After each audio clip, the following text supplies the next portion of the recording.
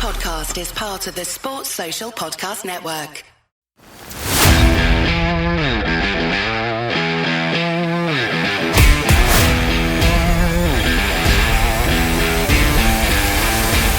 Croeso I podcast Rygbi Cymru.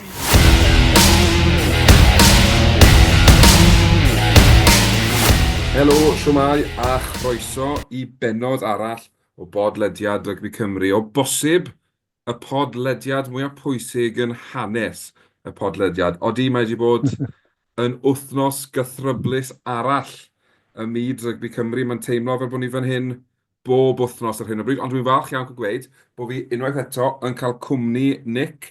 Noswaith dda, Nick, siwmai, sy'n wyt ti? A, wel, ie, yn I lawr yn nitty-gritty mae'n bach, ond sut wyt ti'n cadw? Dwi'n okay. Just fod bod, well, fel arfer, lot o drama yn y byd rygbi yn Nghymru. Odi yn wir. Ond cyn bod ni'n ymlaen I drafod Rygbi Cymru, fi am eiliad, yn mynd I roi plug I Nick a fi. Dwi'n mynd gwybod os oeddech chi wedi gweld erthigol ar lingo T60, lingo newydd, erthigol yw papur newydd, cylchgrawn I ddysgwyr, a dwi'n falch gweud bod ni wedi cael yn holi yn cyfweld am yn hanes ni'n rygbi ar podlediad ac ati. Felly, os chi awydd darllen y cyfweliad hynny, mae fe I gael ar I gwefan nhw. A byddwn ni hefyd o hyn ymlaen, felly, yn wneud gair yr wythnos I ddysgwyr sy'n gwrando ni. Felly, noswaith dda, siwmai, bore da, dibynnu ar amser y diwrnod. Felly, o'n i'n meddwl Nick I ddechrau'r gyfres yma o gair yr wythnos, hyfforddwr, coach. Achos dwi'n credu, mae'n air byddwn ni'n defnyddio tipyn yn ystod y podlediad. Dwi'n siŵr dwi'n sôn lot am y fforddwr heno. Yn union. Prif hyfforddwr. Wel, ie, prif hyfforddwr, head coach, yn rhaid, byddwn ni'n bydd tipyn o drawd. Felly, ar y nodyn yna, Cymru yn colli pedwerydd ar 10 gêm o'r fron allan yn Rhufain penwythnos diwetha, oedd bach o hyder yn y ddau, ond fi'n credu o'n I bach mwy hyderus na ti, Nick. Beth oedd y golled yna yn troi allan I fod, oedd gêm ola Warren Gatland fel prif hyfforddwr Cymru. Be wneud I'r newyddion hynny I ddechrau gyda? Well, just y ffaith, dwi'n eisiau sôn lot amdano y gêm, oedd just mor diflas, really, a'r siomedig. Ffordd yn ei chwarae, yn ei ddim yn dechrau chwarae, dyma chwarter olaf. A dwi'n just meddwl, mae'n amser I cael rhyw fath o newid, cael rhyw fath o llais neu lleisiau newydd yn helpu y chwaraewyr. Maen nhw gweithio'n galed, ond ar hyn o bryd o dan Gatland a crew, just ddim wedi bod yn llwyddiannus, a just y ffordd yn ei chwarae hefyd. Cynllun fydden ni trio defnyddio ddim yn digon da am rygbi rwan. O, mae'n ddiddorol, achos dwi'n un peth, dwi'n eisiau sôn gormod am y gêm, ond un peth dwi eisiau sôn am yw I fi oedd hyfforddwyr yr Eidal wedi meistroli gêm plan gymaint gwell na Cymru. Oedd yn amlwg bod nhw wedi edrych ar y tywydd, a wedi'n addo glaw, a wedi penderfynu reit. Dyma fel ni'n ei chwarae'r gêm. A beth nad oedd y chwaraewyr oedd stico i'r cynllun hynny o'r funud gyntaf. A I fi oedd Cymru, oedd e ddim fel bod yr hyfforddwyr wedi rhoi unrhyw fath o gynllun yn ei le, oedd e'n twmlo yn ddi-fflam, yn ddi-fflach, oedd e'n twmlo'n berfformiad fflat iawn. Ac I fi, ar amseru felly, fi'n mynd gwybod dwi'n gwneud ar amseru, achos pam byddai ti'n cael gwared yr hyfforddwr yn ganol pencampwriaeth, ond be bynnag oedd yn digwydd ar ôl y golled yr Eidal I fi, dyma fydde cyfnod twrnament diwetha Warren Gatland fel prif hyfforddwr. Ac wrth gwrs, mae'n fel edrych yn ôl ar ei orfa fel hyfforddwr Cymru, Nick, fel sut fydde ti'n rhoi... Newn ni edrych ar ddwy gyfnod gyda'i gilydd, achos dwi'n credu un peth sy'n amlwg gyda Warren Gatland fel hyfforddwr yw mae wedi cael 2 gyfnod gwahanol iawn. Felly, hytrach am ni'n mynd the golden years a the doomed years, newn ni edrych arno fe, fel un swydd mewn ffordd de. Hapus, dyn ni'n meddwl beth mae Gatland wedi wneud i rygbi yng Nghymru ar y Dwi'n cyfan meddwl er efo y chydig diweddiol. bach o'r amser wan. Mae'n amser, mae pob peth yn rôn dydy. Ond gobeithio bydd bobl yn gallu edrych yn ôl ar y gyfnod Warren Gatland gyda Cymru. Am just y ffaith mae wedi bod mor llwyddiannus hefyd. A gai just herio rai bobl. Bobl fel Gwyn Jones yn wastad ddim wedi licio Gatland yn bendant. A just mae wedi fath o rhoi lot o llwyddiant i ni fel Cymru, a mae rhaid i bobl cofio hwnna. Dim mor llwyddiannus am y cyfnod, yr ail cyfnod, ond ffaith dyn ni wedi ennill Grand Slams, wedi bod yn y round gerddafynol, dwy waith yn cwpan y byd. Mae rhaid deud, chwarae teg i fo a be dyn ni wedi wneud yn y cyfnod yna. So fel ydych chi'n deud, ac hefyd, a o dod i fewn, a wnaeth ni'n mynd curo ennill y grŵp yn Ffranc, a colli yn erbyn yr Iannin, ond ni ddim yn disgwyl mynd trwy, pan oedd ni'n mynd i fewn i'r cwpan y byd, pawb yn disgwyl ni dod trydydd neu pedwerydd yn y grŵp. So, ond wrach honno roedd yr amser y dweud, diolch, ti wedi bod i fewn fel caretaker, right, gan i penodi rwan am y dyfodol, ond hindsight yw hwnna, yndi. Wrth gwrs, a dyna'r peth ynddo, fel i fi, dim Gatland oedd y person iawn i ddod nôl pan gyda nhw wared ar pifag. Oedd e'n twmlo bach o rush decision, penderfyniad wedi wneud yn fyrbwyll i panic o mae Gatland yng Nghymru yn wneud bach o punditry, gen i fe mewn fel prif hyfforddwr. I fi, tasa wedi gadael ar diwedd i gyfnod cyntaf a di mynd i fyw yn yr haul yn Seland Newydd, bydde rhan fwyaf, bydden ni'n gweud bod 90% o gefnogwyr Cymru yn ei roi fe'r pedestol fel mae cefnogwyr Man United yn neud yn y pêl drod a Sir Alex Ferguson.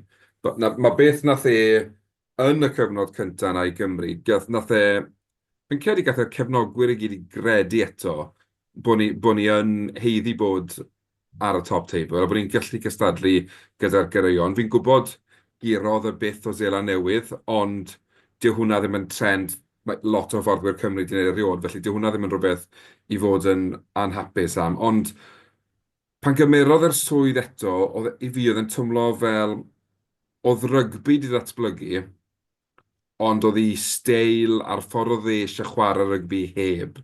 A oedd e'n, a hefyd y chwaraewyr Cymru wedi newid, fel rhaid ni gofio pan ddath e mewn, oedd da fe oes air rygbi Cymru ers y tro cyntaf y 70au, oedd ni chwaraewyr oedd yn cystadlu i fod mewn tîm y byd. Petai na World 15, bydde rhai o chwaraewyr Cymru byd hynny wedi bod yn y tîm. A fi'n credu fel, bod gyda ni ambell i seren nawr yn y tîm, does dim dan ni'r un falle asgwrn cefen i'n chwaraewyr, o ran safon y chwaraewyr falle oedd dan ni yn y cyfnod cyntaf. Ond yn sicr, fel prif hyfforddwr, dwi'n credu dylsen ni fod yn falch bod wedi dewis Cymru a bod wedi gwneud beth nath yn y cyfnod cyntaf, achos oedd e ddim wedi gweithio fe'n Iwerddon, oedd e ddim yn wedi gweithio wedyn na. Ni'n hynod o falch o'i gyfraniad rygbi yng Nghymru, a teimlo bach yn drist bod wedi gorffen fel mae wedi wneud. Achos mae'n edrych yn wath nawr, fi'n credu na beth yw yn ei gyfanrwydd. Pob lwc i fo a'r teulu yn y dyfodol hefyd. Yn union, ie. Lot o chwaraewyr yn dod mas a'i longyfarch yn wedi go tu allan i Gymru, a pob lwc iddo fe yn be bynnag mae'n penderfynu wneud. Ti'n gobeithio gymaint eitha hoi bach, mae'n heiddi hoi. Mae wedi bod dan bwysau ers tipyn o amser nawr. Ond wrth gwrs, dim Warren Gatland yw'r unig hyfforddwr i adael i swydd yng nghanol y twrnament. Mae'r newyddion wedi torri heddi ar dydd Iau y 10 ar 10 bod Rob Hawley wedi cael ei ryddhau o'i swydd fel hyfforddwr ymosod. Um, Os angen i ni banic o bod ni wedi cael gwared ar 2 hyfforddwr ymosod o fewn mis? Dim i fi, herwydd y ffordd mae ymosod wedi bod. A'r pryd ti'n meddwl am Warren Gatland, ti'n meddwl am Rob Hawley, mae'r ddau mynd efo'r gilydd. A mae'n mynd i sôn am pwy sy'n dod i fewn a pwy sy'n dod i fewn y dyfodol hefyd. Mae rhaid i cael chydig bach o clean sweep. A felly, mae'n newid cymryd drosodd fel y fforddwr ymosod yn do. So dwi'n yn gwybod beth i sefyllfa efo fo. Oherwydd y prif swydd o, pan oedd o'n cael y Pennod, yw gwneud rhyw pathway rhwng chwaraewyr ifanc trwad i tîm cyntaf. So dwi'n yn gwybod os dwi'n mynd i cario ymlaen efo hwnna, wrach mae hwnna'n dod allan. A gael jyst dweud hefyd, mynd yn ôl at Gatland, fel dwi'n deall, mae wedi ymddiswyddio. So fel dwi'n deall, dwi ddim yn mynd i costio'r undeb arian. Dwi jyst dweud bob clod i fo am wneud hwnna hefyd. Mi fysol o gallu aros a cael payout mawr. Miliwn o bunnau. Yn sicr, mae hwnna'n rhywbeth i gamol am i'w wneud. A mae hefyd felly, pan fydd y chwilio am brif hyfforddwr nesaf Cymru yn, mae'n siŵr wedi dechrau, ond pan fydd e'n cyrraedd pwynt i bod nhw'n barod i benodi, mae'r ffaith felly bydd yna chydig o arian yn y pot i'r apwyntiad hynny, felly i dalu nhw allan o cytundeb yn sicr o fydd i'r tîm, i'r bwrdd ac ati, ond can weld wrth gwrs. Mae yna benodiad dros dro wedi cyhoeddi. Ddiddorol iawn, Matt Sherratt, prif hyfforddwr Caerdydd, yn cael ei benodi fel hyfforddwr Cymru am y 2 gêm nesaf, ond wedyn heddi, coeddiad yn dod bod yn rhywbeth estyniad gyda Gaerdydd. Felly mae wedi bod yn wythnos brysur i Sherratt o arwyddo cytundebau, ond be wneud i o'r penodiad yma, Nick? Mae'n hyfforddwr o ran steil, dra gwahanol i beth oedd Gatland yn cynnig o'r prif hyfforddwr. Wel, o be dwi wedi clywed a y ffordd mae'n siarad, mae'n mynd i gwella yr amgylchfyd gwaith, yr awgrych yn y carfan. A dyna be maen nhw eisiau ar hyn y bryd. So gobeithio, a hefyd, maen nhw'n sôn mae'n da i reoli dynion, ac hefyd mae'n technical coach dda hefyd. Os gen i ddim llawer o amser rwan cyn y gêm yn erbyn y Iwerddon, ond jyst gobeithio codi teimlad y carfan, a gobeithio oedd ni gallu mynd allan a chwarae efo'r, a bod yn dewr yn y gêm. A os dwi'n pawb yn disgwyl ni colli, pawb yn disgwyl ni colli yn y 3 gêm. Ond jyst gobeithio gan i gallu weld chydig bach mwy. Oherwydd dwi'n teimlo, mae yna mwy yn y carfan. Dydyn ni ddim wedi bod chwarae mor dda oherwydd y ffordd ni wedi bod yn trio chwarae. Yn sicr, dwi'n cytuno ti, gyda'r chwaraewyr sydd yn y garfan, dylsen ni fod wedi cynnig mwy ar y ca yn erbyn Ffrainc a Eidal a wedi sgorio mwy o bwyntiau mewn ffordd. Mae wedi bod yn ymgyrch siomedig, ni wedi tanseilio mhob agwedd o'r gêm, ni wedi rheoli unrhyw beth yn un o'r 2 gêm, a dyna pam ni wedi cael un chwalfa erbyn Ffrainc a wedi colli i'r Eidal unwaith eto. Felly, be dwi'n gobeithio fydd Sherratt yn gallu gwneud felly yw cael y chwaraewyr i fwynhau y gêm eto. Mae wedi bod yn 15 mis nawr, hir, caled, dim fel reward i'r chwaraewyr. Mae angen iddyn nhw ddod allan o'r habit yma a mwynhau y gêm. Dwi'n gobeithio felly gwyneb newydd, gwyneb ffres. Felly rhywun sydd eisiau chwarae rygbi'n wahanol, bydd e'n dod mewn a bydd e'n cynnig rhywbeth fydd y chwaraewyr yn gallu prynu mewn do fe a bod nhw'n rhywbeth yn nhw weithio at. Yn anffodus, Iwerddon nesaf ddim y gêm ddelfrydol fel gêm gyntaf, achos dwi'n mynd rhag gweld Cymru'n cael lot o'r bêl, ond ar yr un pryd, does dim disgwyliadau, felly mae fe bron Na, o fod yn jyst gallu mynd gweud allan a mwynhau y gêm.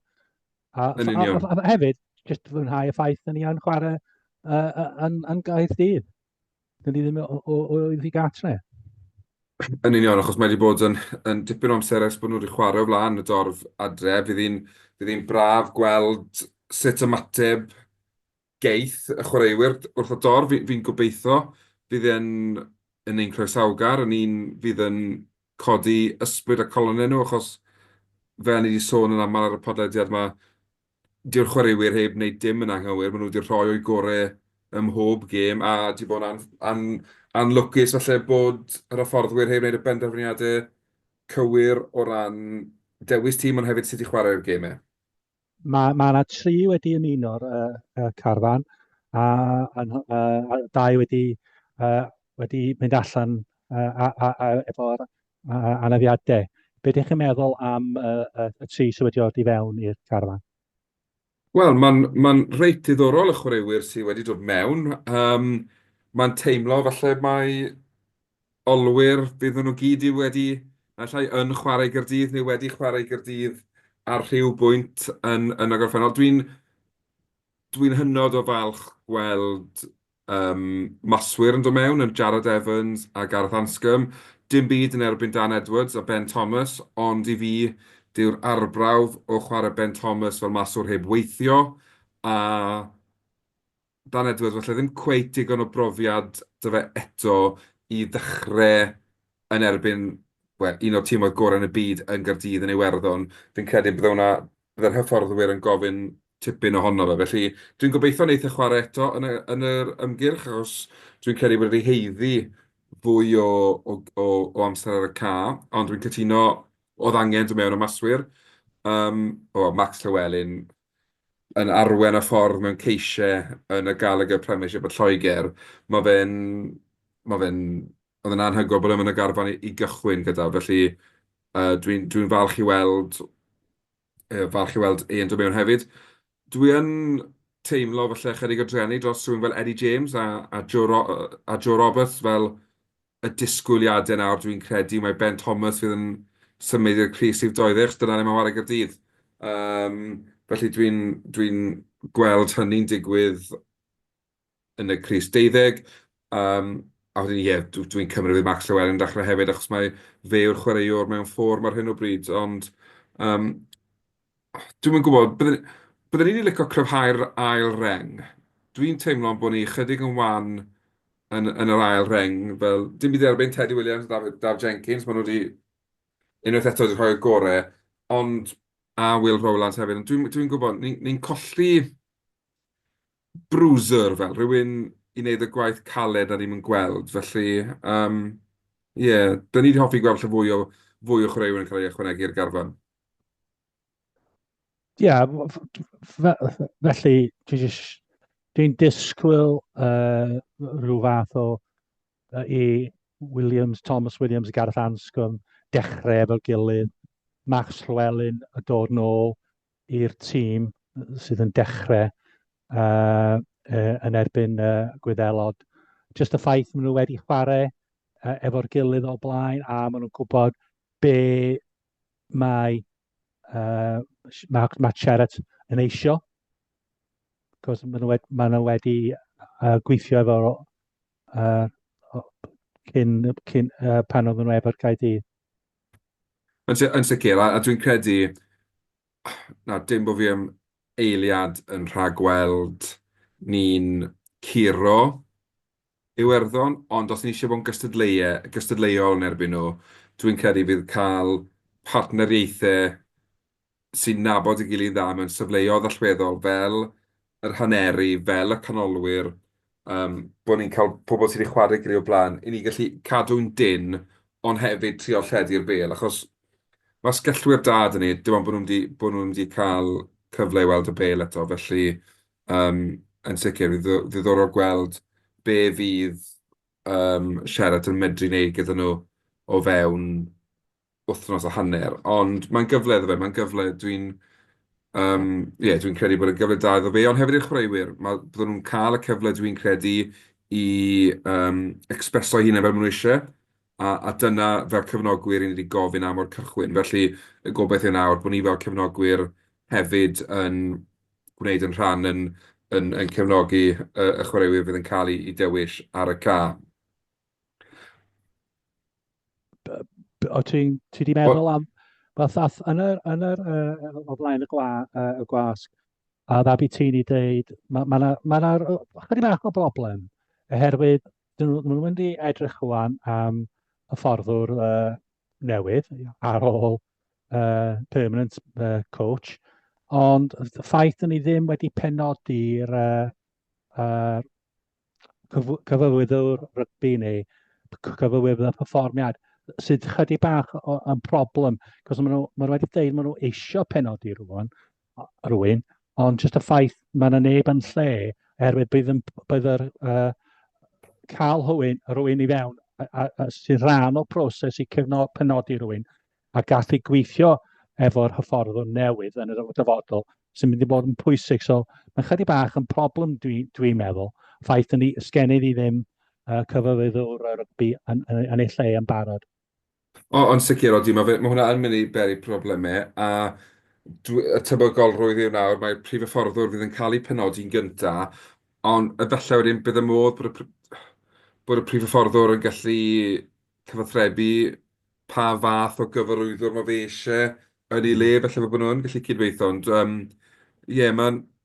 mae'r penderfyniadau mae'n cymryd gormod o amser, a dwi'n credu mae'n mynd i fod yn diddorol gweld be fydd dyfodol Aberteirini yn hyn i gyd, achos mae wedi cael fwy nag un cyfle le mae Gatland wedi cynnig i ymddiswyddiad ar amseru gwell a heb i gymryd e. Nawr mae'n cymryd yn ganol y chwe glad. Mae'r holl beth just... Dwi'n gwybod yw'r gair, dwi'n mynd eistedd yn iawn gyda fi. Os mae yna broblemau ar y ca, ond mae gymaint o broblemau dyn ni oddi ar y ca sy'n gwneud pethau edrych gymaint gwath. Unwaith bydd y prif hyfforddwr yn ei le, mae'r angen i ni fynd i'r afel a hynny a dechrau eto, achos dyw hwn ddim wedi gweithio yn fy marn ni. Cyn bod ni'n symud ymlaen i drafod y penwythnos, ble ni'n cael gemau rhanbarthau unwaith eto. Fe drafodwn ni'n lluniau pwy byddai ti'n hoffi gweld yn cael y swydd. Nawr, mae yna 3 enw yn cael ei daflu o gwmpas yn Czechau sydd gyda Caerlir ar hyn o bryd, ond sydd wedi gweud bod yn gadael ar ddiwedd y tymor, a sydd wedi gweud bod y diddordeb gyda fe yn swydd Cymru.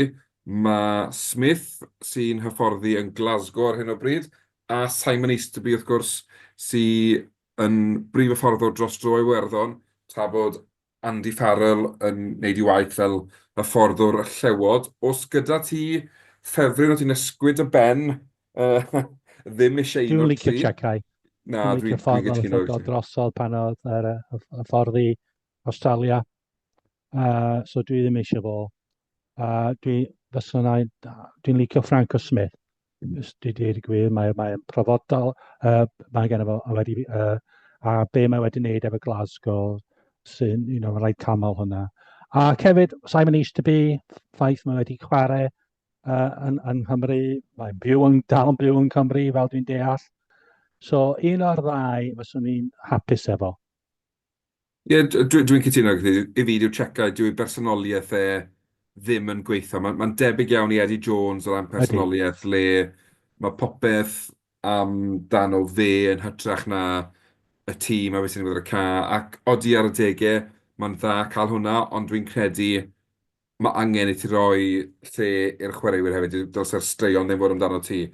Fi'n cytuno, mae beth mae Smith wedi wneud yn Glasgow yn ddim byd llai na gwirth mewn ffordd, achos mewn oes lle mae Leinster yn gallu chwarae 4 tîm a ennill y gyngred.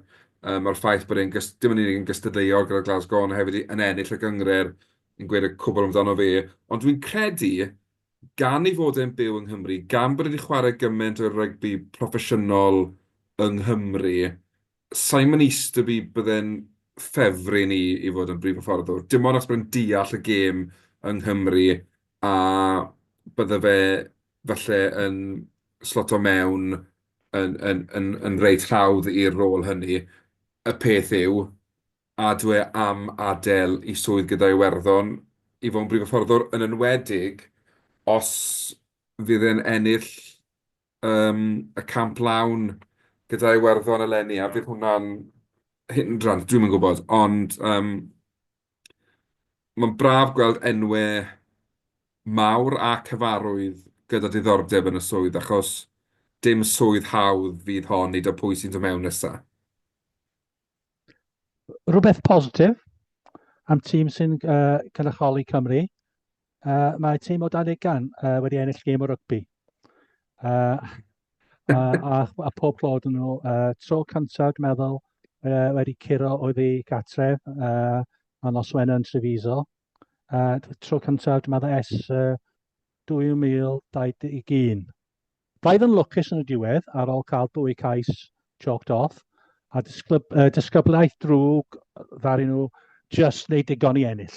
So, ond felly, bob llongyfarchiadau i dîm ifanc. Na, yn union, dyna beth oedd e'n, nes i wylio'r gêm ar y teledu nos Wener, a oedd hi'n tipyn o relief gan nhw dros yr unell.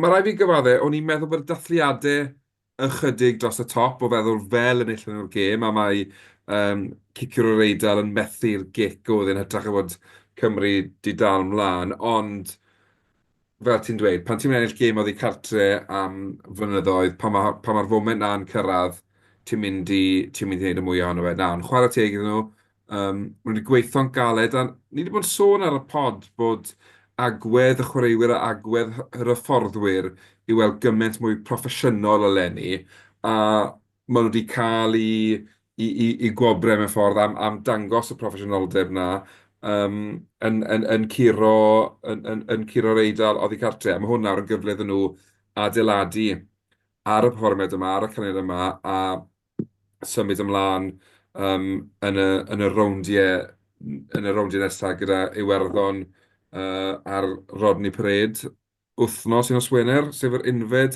a'r 20. A fydd Gwyneb cyfarwydd yn y dorf, ond felly ni drafod hynny wythnos nesaf cyn y gêm hynny. So, wrth gwrs, mae'n ben wythnos, dim rygbi rhyngwladol, ond mae dal i fod rygbi gyda ni.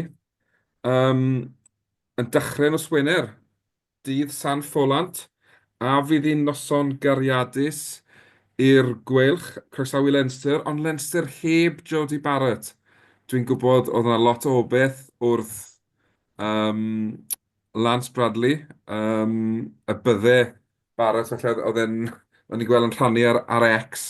Ond chi eisiau gweud wrth plant chi bod chi ddim wedi mynd yn y weld Jody Barrett yn chwarae, ond yn anffodus bydd neb yn gweld Jody Barrett yn chwarae yn y Wener yma, gan bod o ddim yn y garfan. Wyt ti eisiau rhoi plug i dy gyfweliad gyntaf, Nick, neu ti eisiau siarad am y gêm? O ie, diolch am yna. Diddiorol iawn, jyst sôn am y symud o'r Swansea.com i'r San Helen, a sut mae hwnna mynd i datblygu rwan. Mae'n symdio fel reit cyffroes, dweud y gwir. Dwi'n meddwl mae pawb sy'n cefnogi y gwylch yn edrych ymlaen. Yn bendant, mae'r disgwyliad, mae bydd y torf yn dechrau codi eto. A dwi'n meddwl, dwi'n cytuno hefyd. So, na, ac un peth arall, ni ddim wedi sôn, ar ôl bob dim sydd wedi digwydd, oedd o'r un newyddion positif eraill yn dod allan ar dydd Gwener, ffaith mae'r cynllun rhwng y 4 clwbiau proffesiynol, bynnag eisiau galw nhw, bron wedi cael ei arwyddo. Mae'n jyst y ffaith mae'n gorfod mynd o flaen bob bod, dwi'n meddwl rwan, sy'n stopio fo. So mae pawb yn gwybod, mi fydd a 4. Mae hwnna'n pwysig hefyd. Bydd bynnag bobl mae Sam Warburton yn deud a ysgrifennu yn y papur newydd, mae yna 4. So mae rhaid i fynd tu ôl i heini rwan. A wedyn mae yna mwy o bres, mwy o arian i trio codi y dyfder y carfan am pob un. So dwi'n edrych ymlaen i gweld beth sy'n digwydd yn y misoedd nesaf am hwnna hefyd. Yn wir, yn wir. Felly, i unrhyw un sydd heb glywed cyfweliad Nick gyda Lance, mae fe ar dudalennau cymdeithasol yr Osprey Erie. Mae werth gwrando arno fe. Mae fe'n yn siarad yn reit onest am yr hyn sydd angen gwneud a sut i wneud yn San Helen a hefyd gobeithio gyda'r rhanbarth. Fel ti'n sôn, mae'r ffaith bod gyda ni bedwar rhanbarth yn rhywbeth ni'n adeiladu ar. Mae gwell cyllid gyda'r hyfforddwyr i weithio gyda a gyda'r tîm oedd recrwtio. Felly mae hwnna'n beth calonogol nawr. Y gobeith yw bod yr holl bethau positif yma yn troi mewn i ganlyniadau. Ond wrth gwrs, does dim tasg anoddach na gwynebu Leinster yn y URC ar nos Wener ac bod Leinster heb eu ser rhyngwladol, mae tîm nhw dal yn edrych yn gryf i weid y lleianig. Bendant. Dwi'n gwybod Joe di Barrett ddim yn chwarae, A.G. Snyman ar y fainc. Mae yna bobl fel Max Deegan a Luke McGrath sy'n gallu darpau rheolaeth ar arweinydd y gêm. Mae yna hefyd chwaraewyr ifant a talentog sydd wedi bod yn seren i tîm o dan 20 fel Charlie Tector, Andrew Osborne. Ond i gweld, dwi'n really cyffroes am y gêm, dwi'n really edrych ymlaen am y gêm. I gwylch, mae'n prawf. Os ni eisiau bod yn yr 8 olaf, diwedd y tymor, mae rhaid ni dechrau cael rhywbeth allan o'r gemau fel hyn. So, dwi'n hapus mae Ben Warren a Sam Parry yn ôl o Garfan Cymru, a mae Sam Parry yn dechrau fel bachwr. A dwi'n edrych, fel dwi'n dweud, dwi'n edrych ymlaen at y gêm, a chyfle i bobl fel Ruben Morgan Williams, Kieran Williams, James Fender, Morgan Morris, i dangos maen nhw dal o gwmpas a gobeithio wrach bydd bynnag gael eu penodi i'r prif hyfforddwr Cymru. Mae yna rhywbeth i trio amdano wan. Rwy'n fel Morgan Morris, sydd bennych chi'n meddwl am Morgan Morris, oedd o ddim mynd i bod yn y carfan efo Gatland yn rhedeg y tîm. So mae yna cyfle i fod, hang on, mae gen i ail gyfle rwan. Os, dyna'r peth. Mae'r auditions yn dechrau nawr y chwaraewyr yma i gyd sy'n credu felly bod nhw'n heiddi bod yn y garfan. A bydd na, fel ti'n sôn, pan fydd y prif hyfforddwr newydd yn ei le, fydd wrth gwrs yn eisiau chwaraewyr gwahanol. Mae Ffala Ta wedi bod yn was gwych, ond dyw e ddim yn mynd yn ifancach. Wedyn mae Morgan Morris yn gorfod rhoi law fyny a mynd dywysiau fi de. Dwi'n barod am y cyfle. A mae'n mynd i fod, yn sicr, gyda'r popeth yn digwydd wythnos yma, o bosib mae'r wythnos orau i chwarae Leinster, achos bydd chwaraewyr y gwerch yn gwybod, os oia i berfformiad mewn, does dim byd yn stopio fi fod ar yr awyren i Japan yn yr haf. Wrth gwrs, mae lot o rygbi i chwarae rhwng nawr a'r haf, ond mae fe'n dechrau nawr. Penwythnos hyn yw'r cyfle cynta i ddangos beth ydych chi gynnig i'r hyfforddwyr. Ac mae pobl yn ag sy'n eisiau'r swydd yn mynd i fod yn gwylio carfannau rhanbarthau Cymru nawr. Ac mae nhw'n mynd i dechrau paratoi mynd reit. Os gai i gyfweliad am y swydd, dwi'n mynd i weid hyn a hyn, am y chwaraewr hyn a hyn, i helpu'n achos i. Felly, wrth gwrs, mae'n gyfle gwych. A dwi'n edrych mlaen i'r gêm. Gobeithio fydd hi'n gêm gystadleuol. Fi'n credu os oes rhywun yn gallu mynd â Leinster yn ddwf mewn gêm y gwelch yw maen nhw'n gwybod sut i giro'r cewri. Ond wrth gwrs, gam ni ar y gwelch, pwt y newyddion wythnos ma bod Owen Williams yn gadael y rhanbarth ar ddiwedd y tymor ac yn mynd i chwarae Nice yn Ffrainc, dwi'n credu? Yndi. I Nice, dwi'n cymryd mai cwbl o flynyddau yn yr haul yn mwynhau is-adrannau Ffrainc fydd ei Owen Williams yn 32 nawr, 8 cap. I fi felly, neu chwaraewr sy'n erioed di cyrraedd i botensial. Wastad what if cwestiwn am fi'n credu. Mae wedi bod yn dda ym mhob man, ond samo, i fi mae rhywbeth ar dim yn cweith i gyrraedd yr uchelfannau dylse fe wedi. Na, na. Dwi'n meddwl, mae'n wedi cael capiau, so mae'n gallu mynd edrych yn ôl pan mae yn gorffen yn dweud, well, pob brodyr yn wneud hwnna, ond dim quite digon dda i cyrraedd i'r real top standard. Ie, dyna dwi'n credu, fel dwi'n credu fydda i'n edrych ar euro hefyd, yw bod e'n cweith i cyrraedd y top falle le o'n i wedi disgwyl i weld e, ond rhywun peth pob lwc iddo fe yn ei symud i Ffrainc, a pwt arall o newyddion o'r gwerth wythnos yma yw Jack Walsh, dechrau fel cefnwr nos yfory yn chwarae hanner canfed gêm dros y gwylch. Chwaraewr sydd wedi tyfu mewn i'r garfan, sydd wedi tyfu mewn i'r rhanbarth, a falle ar ôl bach o nerfusrwydd yn ei gyfnod cynnar gyda'r gwelch i weld yn elfen bwysig o'r tîm bellach, Nick. Ydy. Mae wedi bod arweinydd dda. Y ffaith mae'n gallu chwarae fel maswr neu cefnwr. Ar hyn o bryd, mae'n neud dda fel cefnwr. Mae'n cadw Max Nagy a Iestyn Hopkins allan o'r tîm, erwydd mae'n chwarae mor dda. Ond just mynd yn ôl at Owen Williams rwan, dwi'n just gobeithio mi fydd rhywun efo profiadol yn dod i fewn i helpu fo am y tymor nesaf a rhannu y swydd fel maswr. Mae eisiau rhywun yn y carfan a rhywun ymarfer efo fo bob dydd i helpu fo a datblygiad fo. A mae'n siŵr mae Gwylch a Lance yn gwybod hynny, I'm siŵr maen nhw'n trio'r yn galed rwan i cael rhywun a perswadio rhywun i ymuno'r Gwylch blwyddyn nesaf.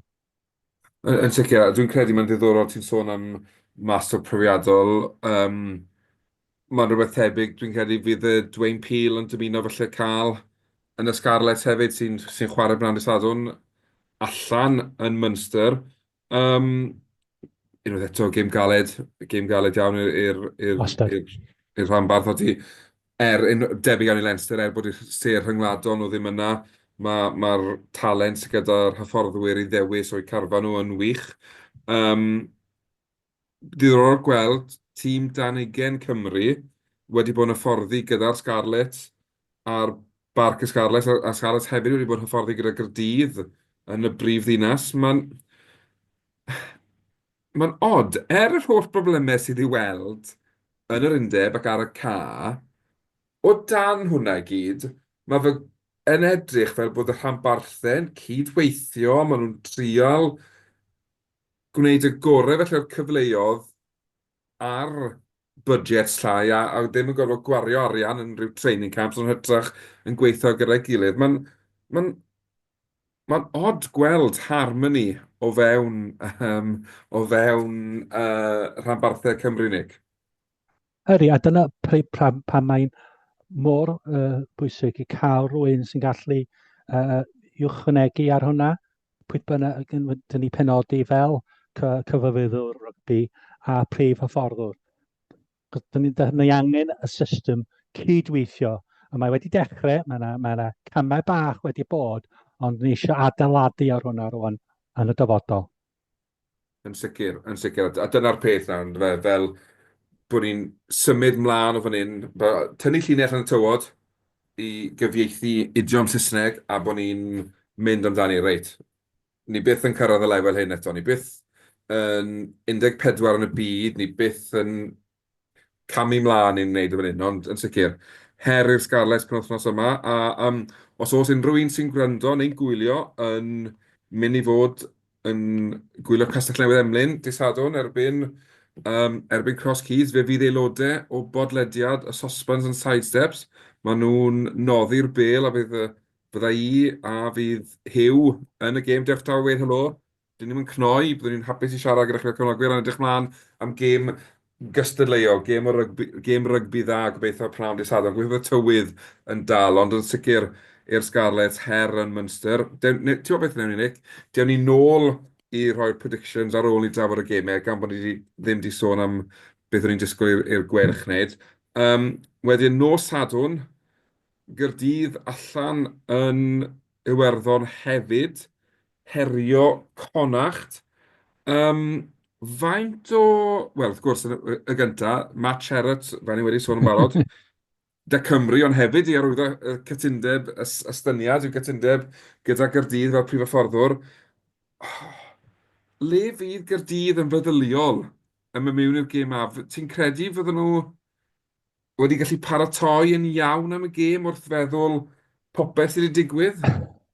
Wel, dwi'n meddwl, mae rai wedi dod, yn dysgu rai dod nôl sydd wedi bod allan yn y fyniadau. Ond mae'n wastad gêm galed yn Galway yn dydy, galed iawn. Dyn nhw ddim yn colli llawer adre, wastad gyda pac cryf a'r olwydd gweddus. A mae'n wastad wyntog yn ydy. So mae'n gêm galed, ond gobeithio fydden nhw'n gallu mynd yna a bod yn y gêm. A'r cyfle hefyd i nhw, cos fel dwi'n deall, mae Matt Sherratt yn mynd efo nhw, yn fflio droso efo nhw. So jyst i ddangos mae Mark Sherratt yn hyfforddwr dda, a mae'n heiddi ffaith y safle wedi cael efo Cymru. Yn sicr, a mae hwnna'n diddorol bod e dal yn mynd gyda'r garfan. Dwi'n credu i'r garfan, mae hwnna'n deg iddyn nhw. Mae nhw wedi paratoi gyda Matt tan ddi llun dim awr, pan mae popeth newid, bod yr hen fyd i gadael ni, mae'r byd newydd cychwyn. Mae'n diddorol meddwl, dwi'n achos mis diwetha, Gaerdydd yn cael chwalfa, wel dim chwalfa ar y sgorfod, ond colli adre i Connacht yn Ewrop, a bydden nhw'n allan yn Galway eto mis Ebrill am y rownd 16 ola yn Ewrop. Ond o edrych ar y tabl, mae Gaerdydd yn bumed a Connacht yn bedwerydd ar 10, gyda'r un faint o fuddugoliaethau a zebra, felly bydde popeth yn neud ti feddwl, mae Connacht bydde'n ennill. Yn sicr mae'r gêm yna i ennill i Gaerdydd, a gobeithio fydden nhw'n gallu rhoi perfformiad calonogol mewn. A wedyn, dydd Sul, prynawn dydd Sul, Rodney Parade, dan ei sang, wrth iddyn nhw groesawu Glasgow, a un o yr enwau sydd yn yr het am swydd y prif hyfforddwr Cymru, sgwni os fydd rhywun o'r undeb yn gwylio'r gêm dydd Sul, ond ni wedi bod yn sôn am Gymru yn newid y fforddwr a cytundebau ac ati. Mae cytundebau wedi bod yn y dreigiau gyda'r newyddion bod tua nawr wedi cael ei benodi yn brif hyfforddwr llawn amser. Penderfyniad iawn, Nick? Wel, fel dwi'n deall, dwi wedi darllen beth oedd nhw'n cael cyfarfod, dwi'n meddwl, bod prif weithredwr y dreigiau a y cadeirydd, a mae wedi dod drosodd i chefnogwydd y dreigiau, maen nhw'n licio ffilo tua. So mae'n cyfle i bod yn prif hyfforddwr, ac mae wedi benodi hyfforddwr amddiffyn i helpu fo, cos mae angen hwnna. Ac hefyd, maen nhw wedi deud, mae yna 5 chwaraewyr newydd ar y ffordd i fewn, a mwy i ddod, a gan gynnwys chwaraewr marquee hefyd. So gan i weld, ond ar hyn o bryd, maen nhw just eisiau bod yn cystadleuol, a bod yn y gêm tan yr 20 munud olaf. A dyna lle maen nhw. Dwi'n meddwl mae neb yn disgwyl nhw ennill, ond just gobeithio ddim yn colli gêm yn yr 20 munud cyntaf.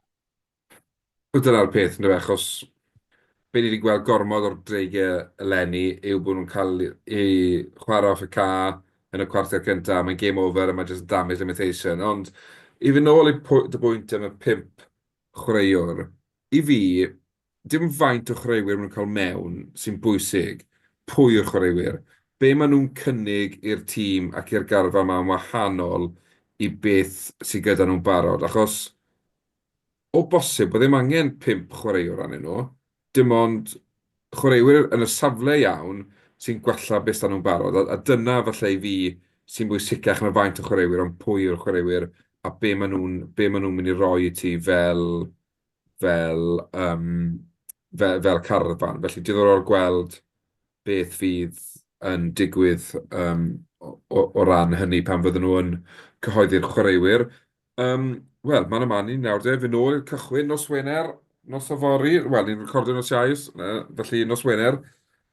Gwylch Leinster, Nick. Pwy sy'n Wel, mynd ai?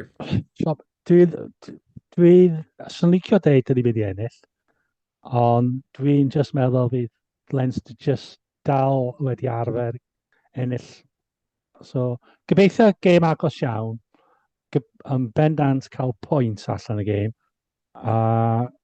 So, ond dwi ddim yn disgwyl ni ennill. Ie, dwi'n credu bod fi'n cytuno na ti ryw raddau, bod ennill felly yn ormod o dasg, ond bydde cael pwynt bonus neu dwy falle, achos o dan Mark Jones, maen nhw'n edrych, mae'r gwelch yn edrych fel tîm sydd eisiau chwarae rygbi. Ie, bydde pigo cwpl o bwyntiau bonus fyny yn help falle, yn ei gobeith nhw o gyrraedd yr wyth ucha nawr. Maen nhw'n bell o fod allan o ras ar hyn o bryd, ond ie, ti'n gobeithio pan ti'n chwarae Leinster yn ystod chwe glad bod gobeithio ti, ond mae'r tîm maen nhw'n gallu enwi yn anhygoel mewn ffordd. Felly ie, bod y gwelch yn cael cwpl o bwyntiau bonus, neu hyd yn oed un pwynt bonus, jyst rhywbeth o'r gêm. Just rhywbeth allan o'r gêm. Ie, mae'n rhoi gobeith i'r tîm fel cefnogwr, ond hefyd y chwaraewyr bod nhw'n gallu cystadlu, achos dyna sy'n bwysig. Ond beth ti ddim eisiau gweld yw dechreuad gwael bod Leinster yn sgorio 2-3 gais yn y cwarter awr cyntaf, a ti'n gwybod mae'n noson hir wedyn, ynddo fe? Y gêm drosodd wedyn ni. O di, yn union. Wedyn Disadwn, Scarlett, allan y Munster, chweched y seithfer yn y tabl, pwynt sy'n gwahanu nhw ar hyn o bryd. Dwi'n hapus i fynd gyntaf yn amlwg drwy'r tîmoedd heb gael ei gyhoeddi eto, ond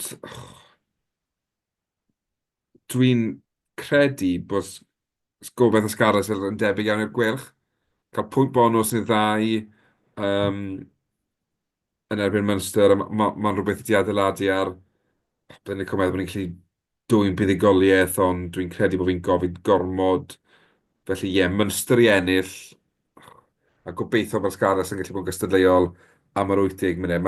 Mae 4 chwaraewr nôl o Carfan Cymru ar gyfer y gêm, felly mae hwnna yn rhoi hwb o gobeithio. A gobeithio bydden nhw'n cael amser ar y ca. Ond ie, pwynt bonus y ddau a byddai'n reit hapus. Caerdydd? O ie, wel. Yn ebyn Connoch? Peth yw, fel fi'n gweud, mae'r ystadegau i gyd yn dweud mae Gaerdydd dyle ennill y gêm, ond dwi'n gweld y tîm cartre yn neud e.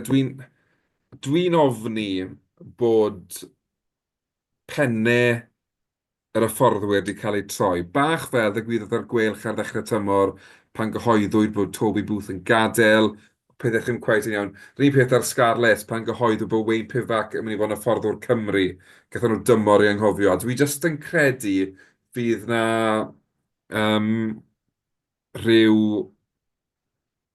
y mindset anghywir yn mewn i'r gêm a bod Connacht yn ennill yn reit hawdd, dwi'n credu. Wyt ti'n gweld o'n wahanol? Na, dwi ddim.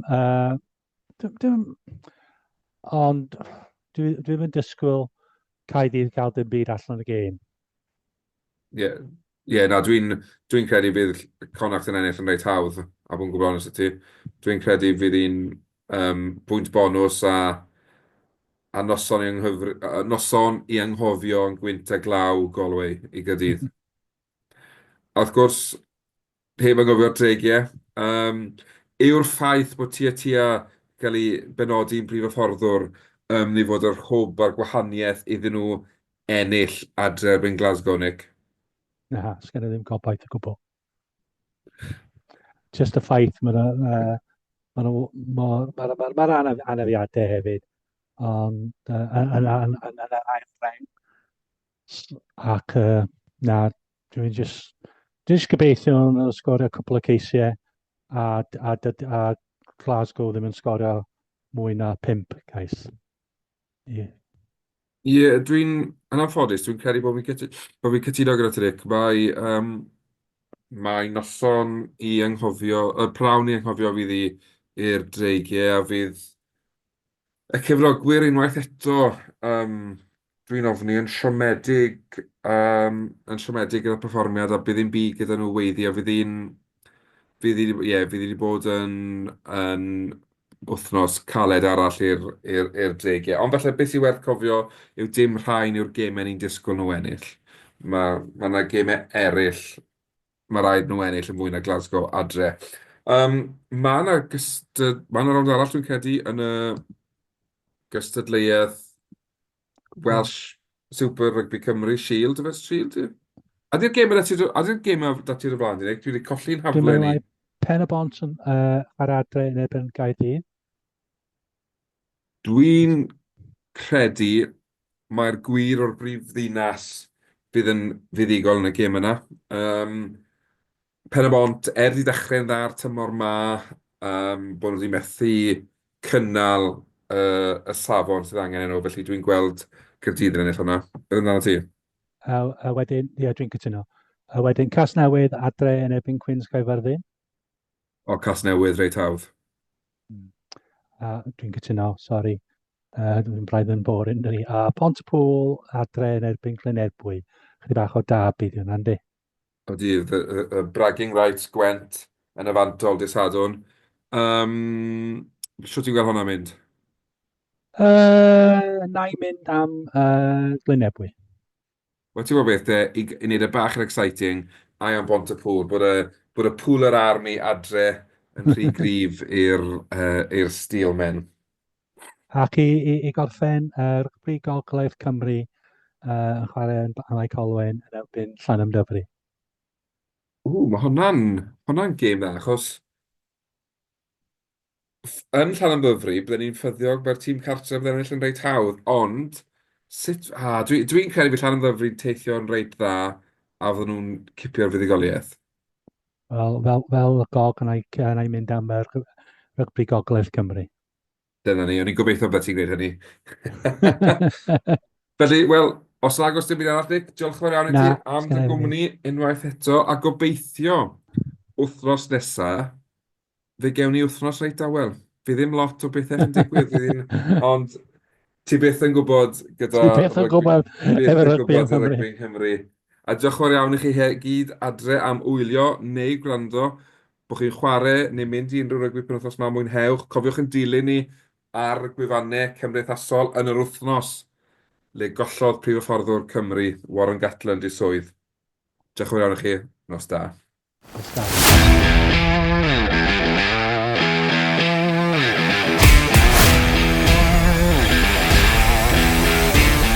Diolch am gwrando i'r podcast Rugby Cymru.